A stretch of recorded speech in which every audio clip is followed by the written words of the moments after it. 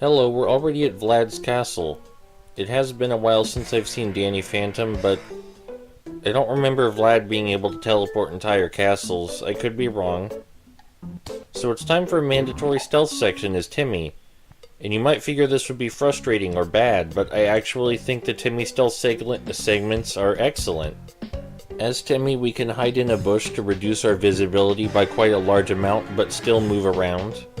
And we can also take the bush off at any time to run faster. If we're running behind an enemy, they can't see us even if we don't have the bush on. Also, the enemies have to get close to us to catch us. They don't catch us as soon as they see us, which I think is something other stealth games could learn from. Making the enemies physically catch you is very much appreciated. As soon as we step into the center of this room, a minigame triggers, and this confused me when I first played the game because the minigame seemed to trigger out of nowhere. But this minigame appears a few times where we have to intercept a villain's projectiles before they reach an innocent character.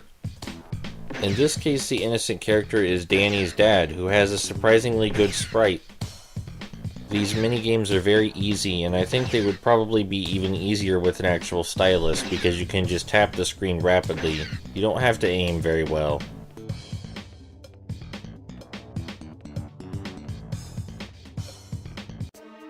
Now that we're done with that minigame, Vlad just kind of flies away and we have to go chase after him. Vlad's mansion is a bit of a maze, but after you figure out how to solve the puzzle, it's really simple. The mansion comes in several sections, and the first section is the foyer and the rooms connected to it. The rooms connected to the foyer form a circle, so if you go through all the rooms, you'll eventually come back around to the foyer. But what we actually want is in the side courtyard. We can reach this side courtyard by jumping out the window, and there's a box in the corner of the side courtyard that has ectoplasm in it, and we need that ectoplasm to proceed through the level. This may seem a little mean, but it's not like there's a large area to explore, so finding that box shouldn't be too bad, especially after you find the area where the ectoplasm is required and you know to look for it. We have to use SpongeBob's bubble power to get back up, and the bubble power is very good for going straight vertically. SpongeBob's bubble power is underwhelming in comparison to his ability to use his underpants to glide, but it still has its uses. Now we have to use the ectoplasm to phase through this wall, and we can go where Vlad went. And where Vlad went is the library. The library is actually one of the few difficult combat sections in the level, because it's a giant maze of corridors, and you have to make very good use of the strafing function since the ghosts are more mobile than you are. The ghosts also don't stop spawning until you get rid of their ghost generators. I guess they're not ghost generators, but those little green portals. They don't stop spawning until you get rid of them, and they spawn very, very quickly. So you have to learn to peek around corners and use the strafing function to its maximum potential. The Nicktoons don't have shared health though, so if you're starting to lose a lot of health as Danny, it's possible to switch to one of the other characters and use them instead. It would probably be SpongeBob because, as was discussed, SpongeBob does have the second best shot. The characters not having shared health is very useful, but it also means that picking up health pickups for specific characters is necessary, so you have to keep that in mind. We can reach the top of these bookcases with Jimmy, but then we have to switch to Danny to pick up the health. So make sure you're picking up the health with the right character. We can also pick up fuel for Jimmy's jetpack over here, which is very, very important for a later section in the level. I like this library very much because of the abundance of hazards and how you can reach the top of the bookshelves to get health after you're all done fighting. It's a room with very simple design, but it's very nice and rewards you for exploring a little bit, even though the game is mostly linear. Now we're out of the library and into a room with a big spiral staircase. There's more jet fuel here, which we're gonna need because this staircase is a combination platforming and combat challenge, even if it's a very simple one. We're going to use Jimmy for the jumping and then quickly switch to Danny whenever there are enemies. Avoiding damage at all can be tricky because the ghosts can shoot you from pretty much anywhere in the room, but there's not a whole lot of them. There's definitely less than there were in the library, so it's less scary to fight in here. You just gotta be careful not to fall down while you're shooting. And up ahead there's an area where Jimmy's jetpack is necessary, right here, which is why we've been collecting so much jet fuel. You'll have to go back and collect it if you don't have enough. It's important to save it for when you need it most. We do have more than we need, but don't worry because we are going to use the rest later. After that mandatory section where we have to use Jimmy's flight ability, there's one more section where we need Jimmy to double jump because none of the other characters can do that, and then we'll be free of this room. It's not a tricky room. You just gotta remember to pick up power-up containers whenever you see them. I like how they did their best to use the Danny Phantom art style on the walls and general decor in the Danny levels. I think that's nice.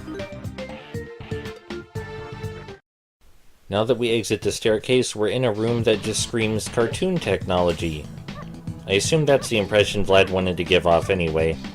This is the hardest platforming in the game so far, and you might actually fall down a few times.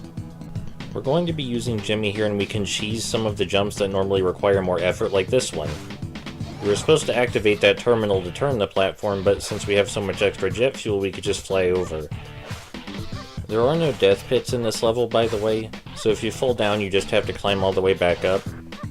I guess it's up to you which is worse. I think it's a little funny that this entire room was very much constructed as a platforming hazard for platforming protagonists. Like, that's what Vlad knew he was doing. He even put a section in here for Danny's to wall jump. The heart of this part of the room is right here on top of this steel cage. This little spiral staircase of moving platforms. You can jump up them as any character, but jumping off of them to reach the ledge is the hard part. Now, I intended to cheese and use Jimmy's jetpack ability again, but I tapped the wrong place on the touchscreen. I'm not playing this with a real stylus, so if I was using a real stylus, it probably would have been easier and I wouldn't have missed timing. Anyway, we got back up, so that's what matters. And as soon as we wall jump up here, we'll fight Vlad.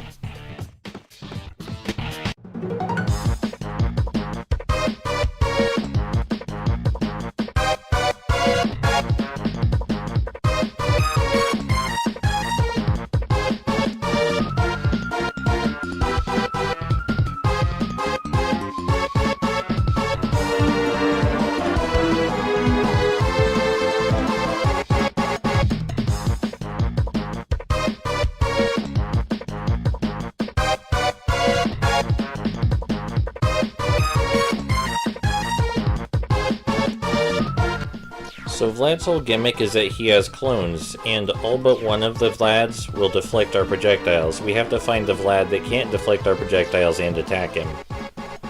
So the boss isn't really hard in the traditional sense of difficulty.